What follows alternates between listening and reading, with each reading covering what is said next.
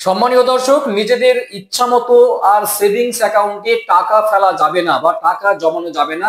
নিজেদের সুবিধা মতো বা নিজেদের ইচ্ছা মতো টাকা জমা করতে পারবেন না। আরবিআই নতুন গাইডলাইন কিন্তু বেঁধে দিয়েছে, নতুন নিয়ম কিন্তু বেঁধে দিয়েছে যে আপনাদের টাকা জমানোর ক্ষেত্রে বা টাকা ফেলার ক্ষেত্রে আপনাদের সেভিংস অ্যাকাউন্টে একটা নতুন গাইডলাইন আরবিআই নিয়ে এসেছে। চলুন দেখে নিই যে কি নিয়ে এসেছে নতুন গাইডলাইন সেভিংস অ্যাকাউন্ট হোল্ডারদের জন্য, যাদের টাকা জমানোর ক্ষেত্রে নিজের সুবিধা মতো আর টাকা জমা করতে পারবেন না।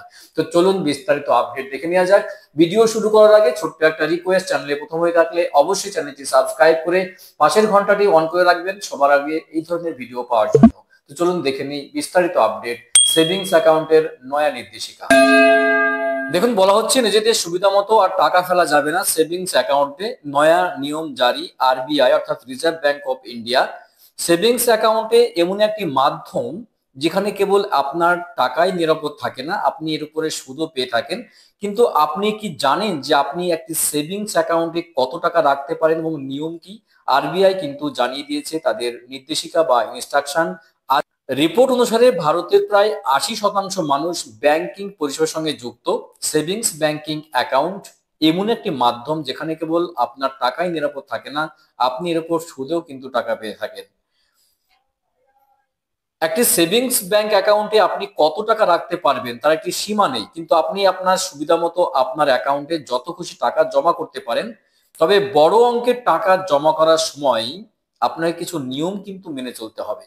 আসলে যদি ব্যাংক অ্যাকাউন্টে প্রচুর পরিমাণে টাকা জমা হয় তাহলে আয়কর বিভাগ তার তদন্ত করতে পারেন। তাই যদি আপনি একটি আর্থিক বছরে আপনার সঞ্চয় অ্যাকাউন্টে 10 লক্ষ টাকার বেশি জমা করেন তাহলে সে সম্পর্কে আপনাকে সিবিডিটি অর্থাৎ সেন্ট্রাল বোর্ড অফ ডাইরেক্ট ট্যাক্সকে কিন্তু জানিয়ে দিতে হবে যে আপনি 10 লক্ষ টাকা আয়ের উৎস কি, অর্থাৎ আপনি এই টাকা কোথায় পেয়েছেন, এটা কিন্তু আপনাকে জানাতে হবে। গুরুত্বপূর্ণ একটা ইনস্ট্রাকশন দেখুন, 10 লক্ষ আপনার অ্যাকাউন্টে যত খুশি টাকা জমাতে পারেন, কিন্তু 10 লক্ষ টাকার বেশি জমানোর ক্ষেত্রে আপনাকে একটা গাইডলাইন মানতে হবে আরবিআই এর। সেটা হলো, যদি 10 লক্ষ টাকা জমা করেন আপনার অ্যাকাউন্টে তাহলে সিবিডিটি অর্থাৎ central board of direct tax কে জানাতে হবে এবং এই টাকাটা আপনি কোথায় পেয়েছেন সেটাও কিন্তু জানাতে হবে আরবিআই এর গাইডলাইন অনুযায়ী। মনে রাখবেন, আয়কর বিভাগকে সন্তোষজনক উত্তর না দিলে আপনার বিরুদ্ধে ব্যবস্থা নেওয়া যেতে পারে। এই সময়ের মধ্যে আয়কর বিভাগ 60% পর্যন্ত কর, 25% পর্যন্ত সারচার্জ এবং কি 4% সেলস ট্যাক্সও বসাতে পারে আপনার ওই অ্যাকাউন্টের উপরে। খুব গুরুত্বপূর্ণ ইনফরমেশন, গুরুত্বপূর্ণ আপডেট। ভালো করে খেয়াল রাখবেন, যাদের সেভিংস অ্যাকাউন্টে টাকা জমানোর পরিমাণ অনেক বেশি তারা কিন্তু এটা অবশ্যই ফলো করবেন এবং এই নিয়মটা কিন্তু জানবেন। প্রসঙ্গত, বিশেষজ্ঞরা মনে করছেন যে সেভিংস অ্যাকাউন্টে প্রচুর পরিমাণ টাকা রাখা ঠিক সিদ্ধান্ত নয়, বরং এই টাকা বিনিয়োগ করা যেতে পারে মিউচুয়াল ফান্ড, শেয়ার বাজার বা সোনায় বিনিয়োগ করা ভালো। এটা কিন্তু বিশেষজ্ঞ মহল পরামর্শ দিচ্ছেন আপনাদের। যদি আপনি ঝুঁকি নিতে না চান তাহলে ব্যাংক ফিক্সড ডিপোজিট অর্থাৎ এফডিও কিন্তু করা যেতে পারে। তো খুব গুরুত্বপূর্ণ ইনফরমেশন ছিল।